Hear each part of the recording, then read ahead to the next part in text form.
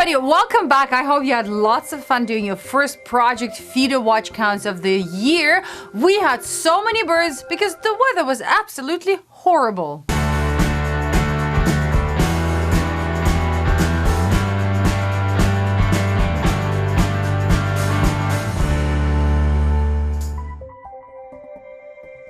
This year, instead of baking cookies, we decided to make edible wreaths for birds. Well, most of our friends and family actually feed birds, so we thought this would be a new fun activity to do with our kids. So what you'll need for this is a fluted pen like this, or several if you're making a big batch. So I got a metal one like this. Then I have a silicone one like this. And then Ciaran here has a tray of these little ones. So we're gonna make them and pack them as cookies, you know, in containers and present them like that. Ciaran is gonna give us a recipe for just one portion, which will go into a 9-inch fluted pan. So Ciaran, what do we need? We need dry fruits, fresh or frozen cranberries, 1 cup of warm water, 2 packets of gelatin, half a cup flour, 1 cup melted suet, half cup natural peanut butter, and 5 cups mixed seed. All right, so we're making a bigger batch, so we've got more stuff here than just for one portion, but that's just to give you an idea of what's needed. All right, so first we will need to prepare the containers. So you can use a non-stick spray to spray them. We're just using peanut oil and some brushes to coat them generously. All right, Ciaran, ready? So just be careful.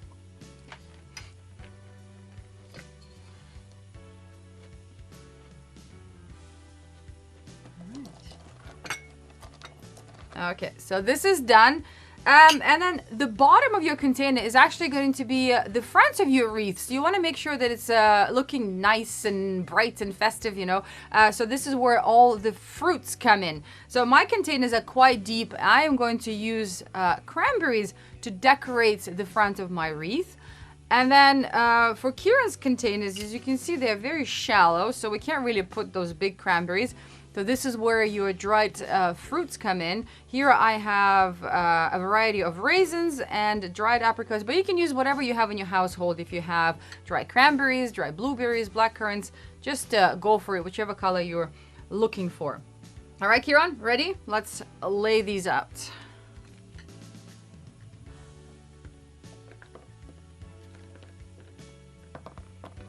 Like this? All right. So this one, I'm just gonna do cranberries like that.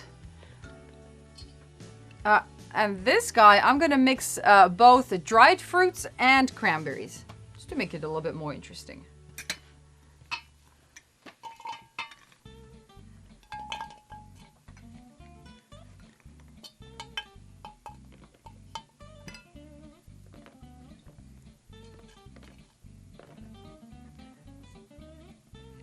You want some help? No, thank you. Okay. All right, so that's Ciaran's.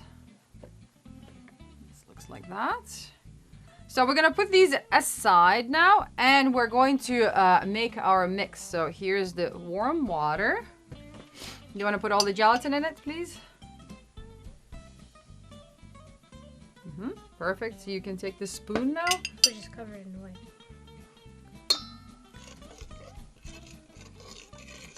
Yeah, mix it until it dissolves completely. So a little bit of flour.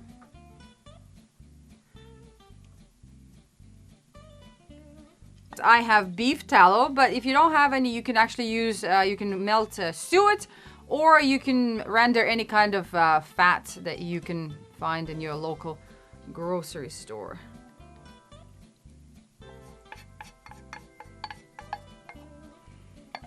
That, and some peanut butter.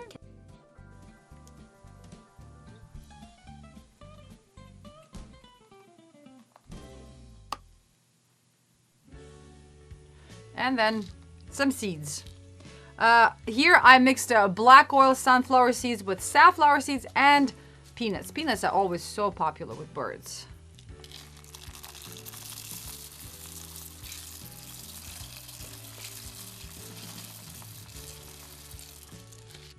And then you can actually mix the rest of your dried fruits and your cranberries in here. It's up to you. I'm saving these to put them maybe on top so that the back of the wreath looks nice as well. Gonna mix a little bit? Yes, please.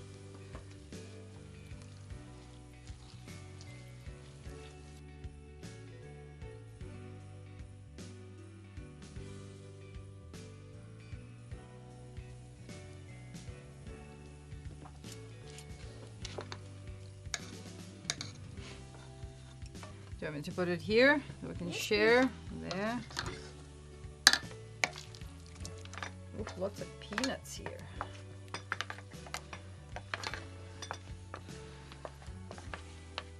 If you want it, you can also put some more sauce. Yeah, just you can, because it will help it set better, for sure.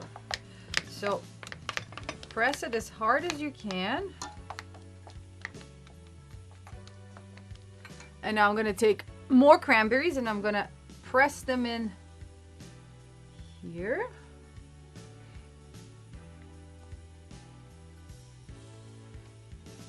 Okay. And I'll take this spatula and even it all out. Okay. Take this one.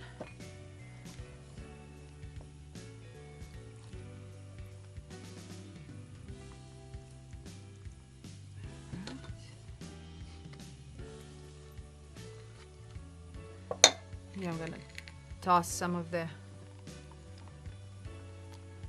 pretty. So here we go. We've got one.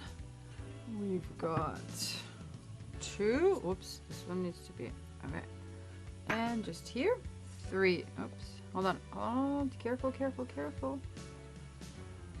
Like this.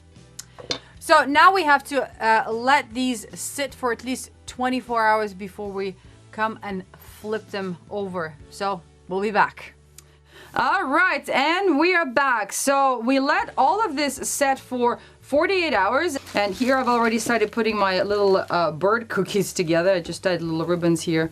So cute. And then I have another box going for this batch. And for these two, I've got red ribbons. I like color red, so I'm just gonna flip them over and tie them and package them. All right, everyone, have fun making your own edible bird wreaths.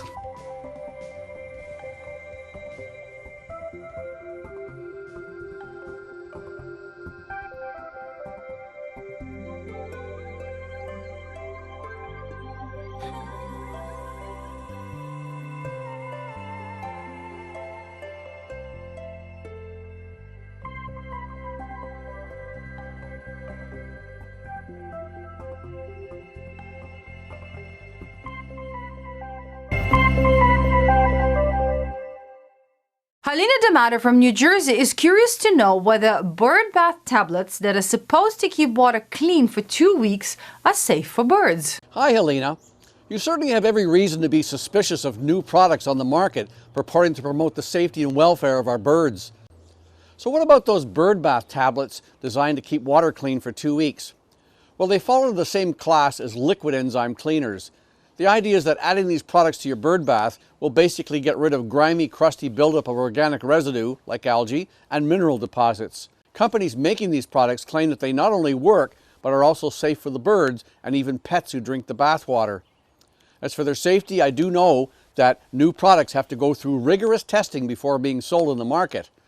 But I do remember a certain chemical product called DDT, and many others like it, where the same claims were made. I must say that I'm not aware of any peer-reviewed, non-biased scientific studies on these products published to date. According to the companies, the products consist of natural enzymes and bacteria to kill algae, but they do recommend reading the label to ensure that there are no toxic substances in them. And to be fair to these companies, I'm sure that they would have heard of instances of harm to birds and or pets by now. I hope that I don't eat these words, but I believe that we do not have to be concerned with these enzyme cleaners. They apparently last for about 2 weeks. Whether that's cost effective for one's budget is up to each individual. After all, one can't go wrong with simply dumping out or hosing away any old stagnant water and then thoroughly scrubbing out seed, feces, and other debris with a solution of 1 part distilled white vinegar to 9 parts water. Perhaps no other bird species on Earth has been watched and tracked by biologists as much as the California condor. Once down to a mere 22 individuals left in the wild of the entire planet, all of them were thankfully trapped and placed into a captive breeding and reintroduction program. Naturally, the mating success of each and every individual has been recorded in a stud book, for example, matings, production of offspring, and release into the wild, and so on. DNA paternity tests are now routine with almost all captive breeding projects involving endangered species, and California condors are no exception. When examining the condor DNA data recently, the biologists got a wee surprise on discovering that 2 condors, SB260 and SB517, had not been sired by a father, and instead had acquired all of their DNA from their respective mothers. After considering various explanations, the biologists could settle on only one option. The 2 female condors had basically fertilized their eggs without any donor sperm from a male. Apparently, parthenogenesis, as it's called, also occurs in chickens, as frequently as 40% in one variety bred specifically for that purpose, and it's been documented in lizards and snakes, as well as sharks, rays, and other bony fish in both captive and wild environments. Not in mammals, though, because we need both a sperm and an egg to join together to produce an embryo. To be honest, parthenogenesis is not the best way to be born or hatched. Neither of those 2 male condors lived very long. One was small even as an adult, and the other had spinal and related walking issues. But it does make one wonder what other wild bird females are out there that are able to produce young without suffering through all of the trouble that a male can present. On Around the World, let's go to Cape York Peninsula in Queensland, Australia. This is where a palm cockatoo, also known as a Goliath cockatoo, lives. This is the only bird known to build tools and then use them to make sounds. This bird is also nicknamed after Ringo Starr because of its drumming abilities and its wild crest. Check out how stunning this bird is. Unfortunately, it has just been moved to the endangered list. Conservationists believe that they can still bring their population back to healthy numbers, but there's a lot of work that needs to be done. First of all, these birds only nest in 300-year-old hollow trees. And of course, with all the wildfires that Australia had last year, these trees are really hard to find right now. And then human activities don't help the matter as well. On top of that, females only lay 1 egg in 2 years. And then there are 3 known colonies of these cockatoos. The only problem is that these colonies have become so localized that when one cockatoo from one colony goes to the other colony, and if it doesn't know local customs, it's simply not welcomed. The National Audubon Society is suing Alameda County in California over a wind energy project in the Altamont Pass. The pass is already home to the U.S.'s largest wind farm with over 5,000 turbines, but it also happens to be the largest breeding area for golden eagles and home to western burrowing owls, red-tailed hawks, tricolored blackbirds, and a number of bats. Audubon has always been supportive of alternative energy projects, but they're saying that this particular project is not being implemented responsibly. The turbines are installed in such a way that they're killing so many golden eagles, it's making a dent in their population. In 2006, the county actually settled a lawsuit with Audubon, promising them to reduce the number of deaths by 50% by 2009, which somehow didn't happen. This lawsuit is to stop the expansion of the wind farm because wind companies have been issued permits despite the number of deaths. U.S. Fish and Wildlife also released a list of proposals to make this project more bird safe, but the county ignored them completely. So we'll keep an eye on this and see what happens next. Such wonderful, colorful pictures we had on this photo contest. Let's check out the top 5.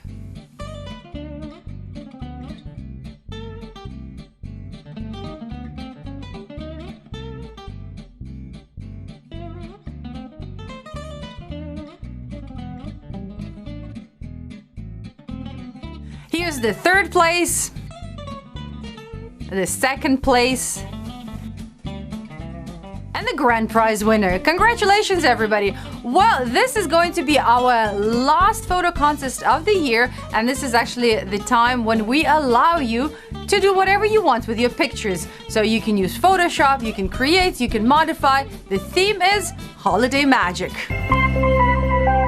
Well, happy Thanksgiving to our American friends. Have a good time with your friends, your family. And if you end up making bird wreaths, let me know how they turn out. Take care, everyone. I'll see you in 2 weeks.